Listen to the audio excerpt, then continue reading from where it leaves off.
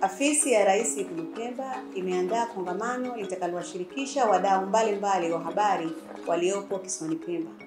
Tutakumbuka kwamba Mheshimiwa Rais wa Zanzibar na Mwenyekiti wa Baraza la Mapinduzi, Dr. Hussein Ali Mwinyi, wakati anaomba ridhaa ya kushika nafasi hii, alituahidi mambo mengi, ikiwemo kauli yake aliyosema kwamba nitaifungua Pemba kiuchumi. Wakati Mheshimiwa Rais anakaribia kutimiza miaka yake mitano, Afisi ya Rais Ikulu Pemba imeona ipo haja ya kuandaa kongamano hili kwa lengo la kuwafahamisha wananchi mafanikio yaliyopatikana chini ya uongozi wa Dr. Hussein Ali Mwinyi.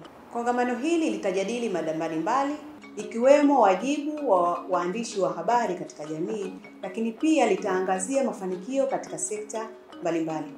Kongamano hili linatarajiwa kufanyika siku ya Jumamosi ya tarehe 21 mwezi wa 6 mwaka huu 2025 saa 3 kamili za asubuhi katika ukumbi wa ZRA Gombani, ambapo mgeni rasmi anatarajiwa kuwa Mheshimiwa Mkuu wa Mkoa wa Kusini Pemba, Mheshimiwa Hadid Rashid. Ombi langu kwa wananchi wa Zanzibar, hususan wakaazi wa kisiwa hiki cha Pemba, tusiwe mbali na vyombo vyetu vya habari kuweza kuyafahamu na kuyasikia mafanikio yaliyopatikana chini ya uongozi wa rais wetu Jemedari Mheshimiwa Dr. Hussein Ali Mwinyi, Rais wa Zanzibar na Mwenyekiti wa Baraza la Mapinduzi.